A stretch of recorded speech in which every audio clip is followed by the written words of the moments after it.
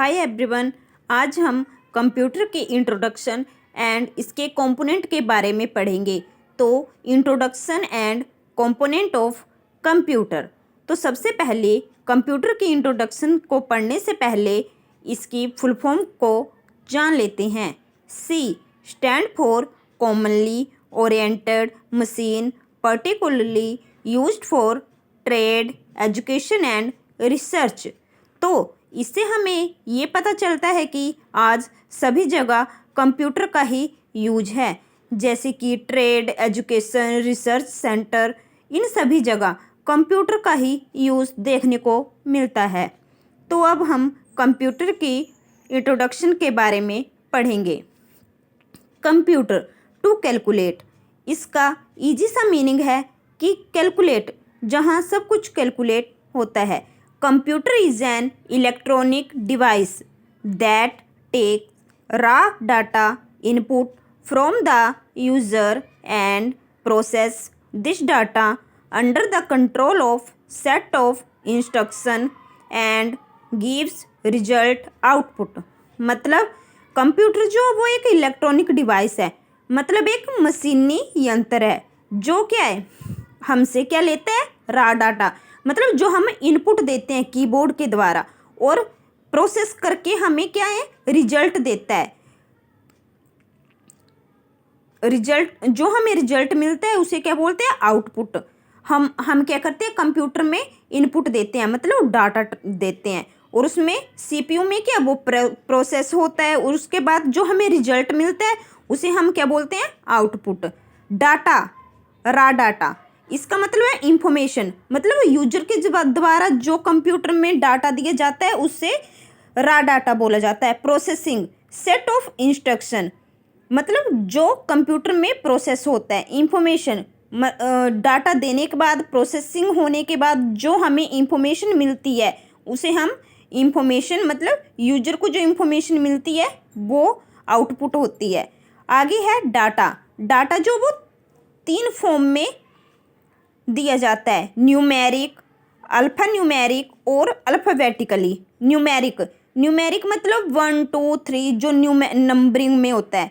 Alpha numeric मतलब जो number में भी होता है और अल्फ़ाबेटिकली भी होता है। जैसे हमारा जो फेसबुक में पासवर्ड वगैरह यूज़ करते हैं वो अल्फा न्यूमेरिक होता है ना, और अल्फ़ाबेटिकली मतलब 1 2 3 इसकी फॉर्म में जो यूज होता है उसे अल्फ़ाबेटिकली डाटा बोलते हैं।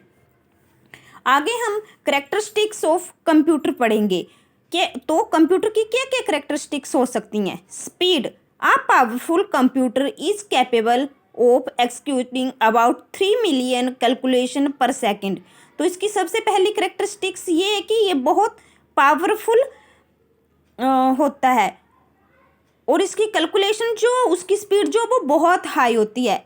आगे है एक्यूरेसी, कंप्यूटर की एक्यूरेसी जो वो बहुत हाई होती है। इसकी एक्यूरेसी तभी हाई होगी अगर हम उसमें एक्यूरेट इनपुट देंगे। अगर हम कंप्यूटर में रॉन्ग इनपुट देते हैं तो वो हमें आउटपुट जो वो भी रॉन्ग मिलती है।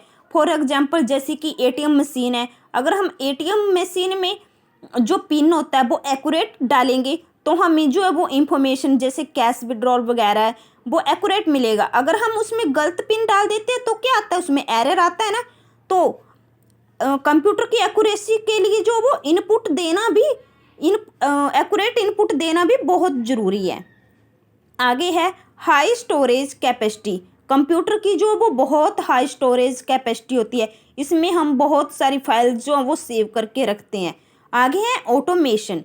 ऑटोमेशन का मतलब है once input is given informs automatically. मतलब क्या है ऑटोमेशन का मतलब ये हुआ कि कंप्यूटर को बार बार बोलना नहीं पड़ता है कि हमने उसे जो काम दिया है वो हमें करके दो।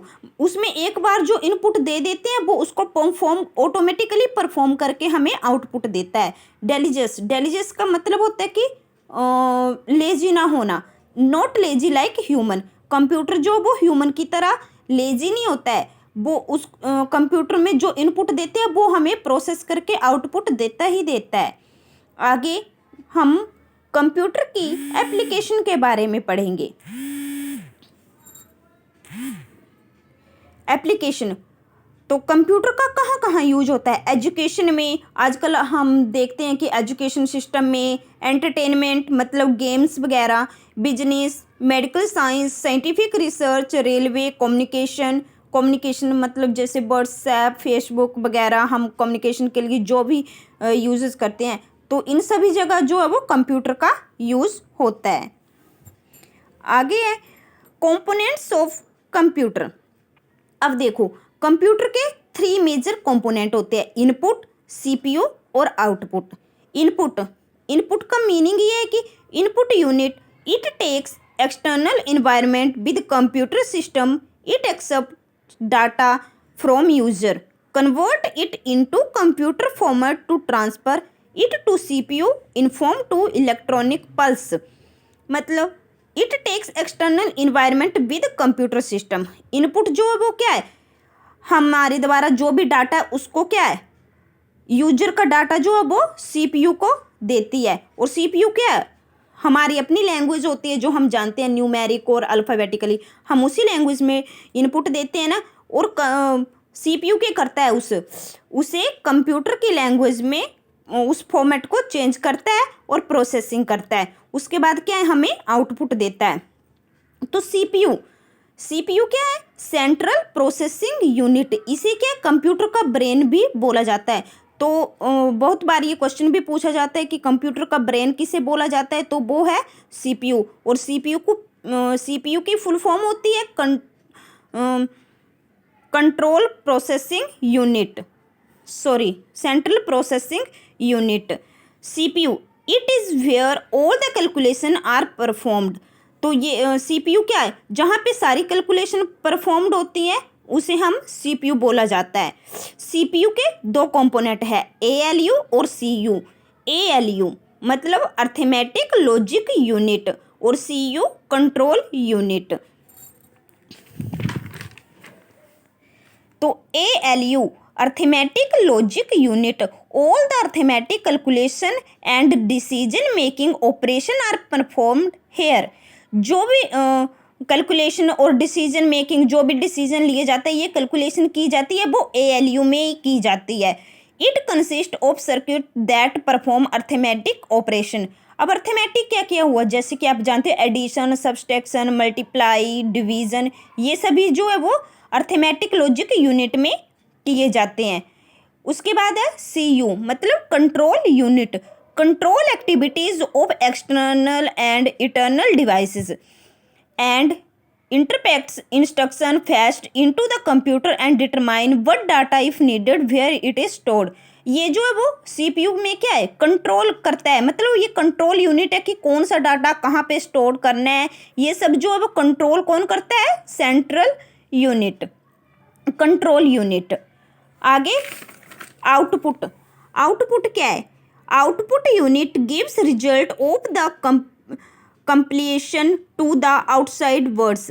आउटसाइड सबसे पहले क्या था, इनपुट, हम जो वो यूज़र हैं, हम क्या डाटा जो है वो कंप्यूटर को दे रहे हैं सीपीयू, तो सीपीयू क्या उसमें प्रोसेस कर रहे हैं, और आउटपुट क्या है, हमें रिजल्ट जो मिल रहा है वो क्या है, आउटपुट है।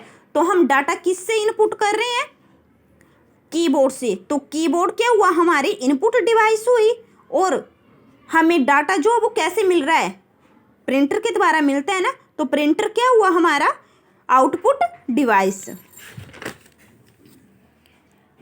आगे है register, small set of data और small memory location that are responsible to hold data to be processed. अब इसमें एक रजिस्टर के बारे में भी पूछा जाता है, जैसे कि डेफिनेशन दे दी और ऑप्शन दे दिए कि इसमें से ये क्या है, तो वो रजिस्टर की डेफिनेशन ये होती है कि स्मॉल सेट ऑफ डाटा, एक बहुत स्मॉल जो वो डाटा होता है, और स्मॉल मेमोरी लोकेशन, जिसे थोड़े समय के लिए किसी भी डाटा को जो है वो रखना होता है, उसे हम रजिस्टर बोलते हैं, that are responsible to hold data to be processed. Thank you.